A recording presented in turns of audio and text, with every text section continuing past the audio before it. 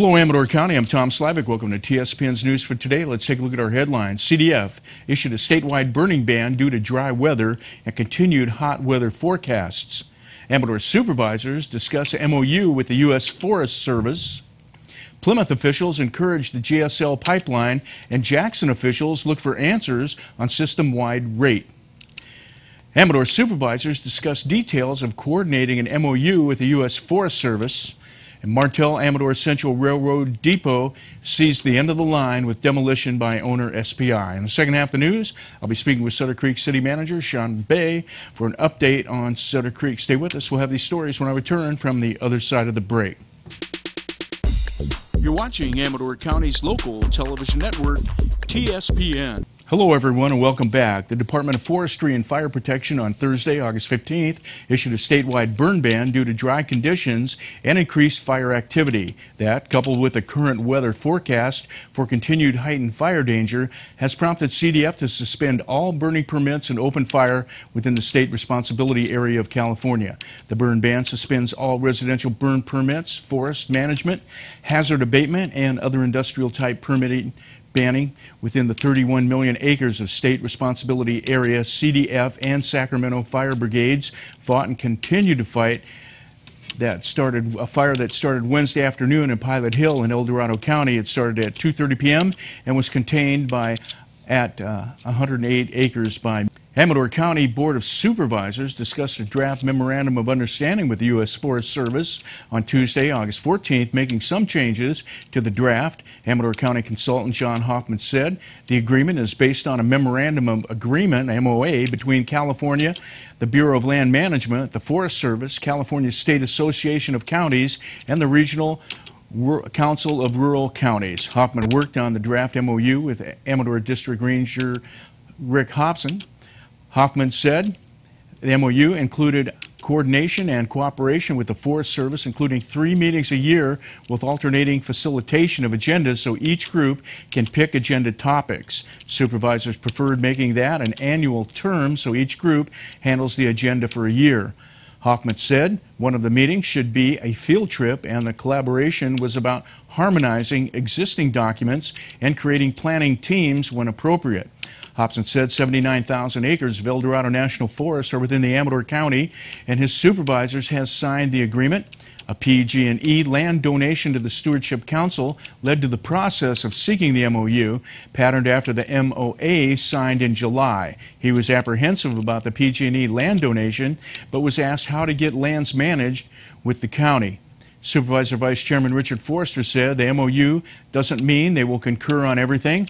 Hobson said the document has no gain or loss or of authority or either side, and no money is involved. Either side can end the agreement at any time. Forrester said this came from the top down, which he thought recognizes that local government should be able to communicate our goals to you.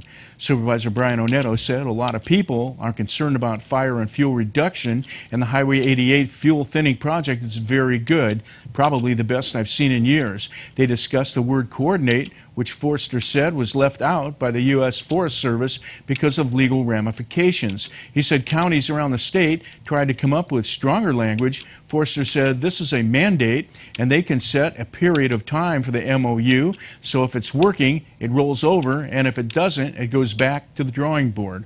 Hoffman said the county level localizes agreement. Plymouth officials encouraged Amador Water Agency to build its gravity supply line, while Jackson officials asked why they would be asked to pay for part of Plymouth's pipeline debt service in a special meeting Monday, August 13th. AWA board discussed the system-wide water rate structure and related issues and asked staff to explain the cost breakdown by the system. Agency counsel Stephen Cronick said the Plymouth pipeline was built in 6 segments, with each calculated to show benefits to certain areas such as Sutter Creek, Dry Town, and Plymouth. Jackson Mayor Pat Cruz said the information they were discussing was so nebulous, I think it would be hard for you to decide to move forward.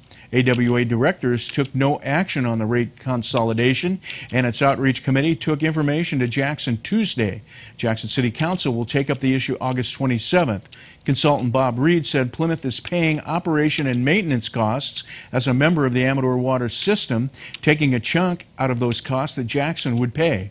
The debt payment proposed for Jackson would offset some of that operation and maintenance cost savings to Jackson. Jackson Councilman Keith Sweet said he asked for the numbers 2 months ago, and his council should have had an opportunity to look at them sooner.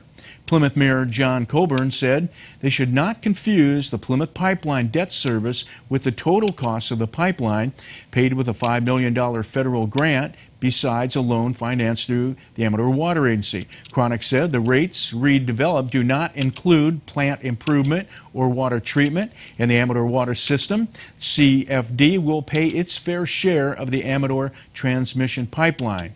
Director Art Troy said there are separate components for the transmission pipeline buy-in to the system and a treatment system.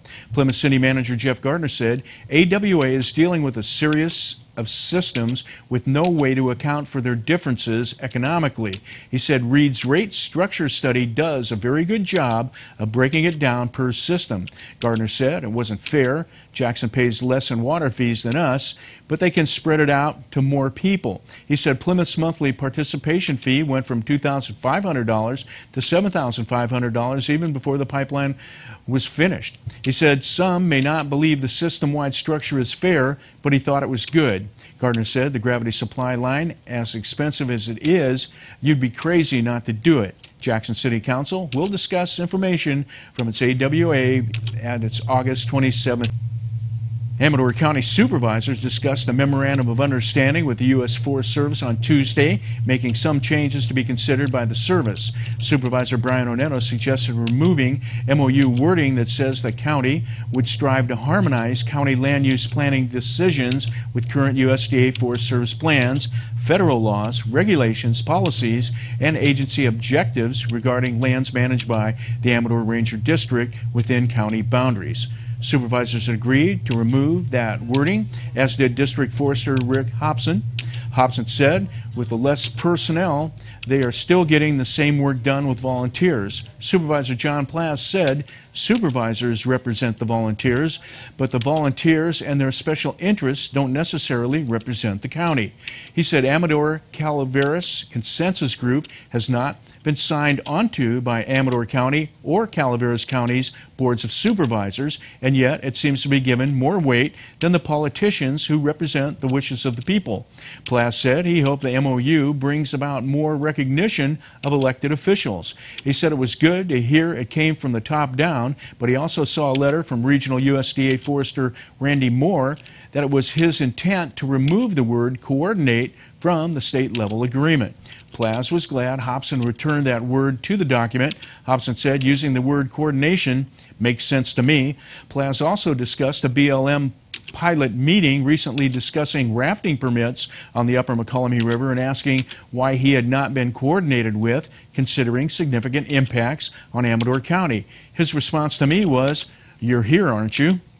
Hobson apologized to Onetto, saying he should have contacted him sooner. He said they need a point of contact for the county. Supervisor Ted Novelli said if any of those 79,000 acres of your forest are on my district, I expect to be notified. It was agreed to have the board clerk be the point of contact to make it a regular notice for board members. Catherine Evett, president of the Foothill Conservancy, spoke on behalf of the Amador Calaveras Consensus Group, saying she agreed with Onetto that it was good to formalize the relationship and the MOU was unprecedented. She said the Consensus Group has no budget and is an informal association of individuals and agencies that has done a lot in the last 4 years. They've recently received $16.6 million in federal funding, the vast majority of which would go to managing fuels in the El Dorado and Stanislaus National Forests. Onetto agreed it was good to communicate and have federal money coming to cleaning up the forest, but the problem is that those forests should pay their own way, and there's no reason they can't. It's subsidizing the forest, which should be able to support itself. Onetto said, "I love the forest, but this is forest welfare, and there is no reason."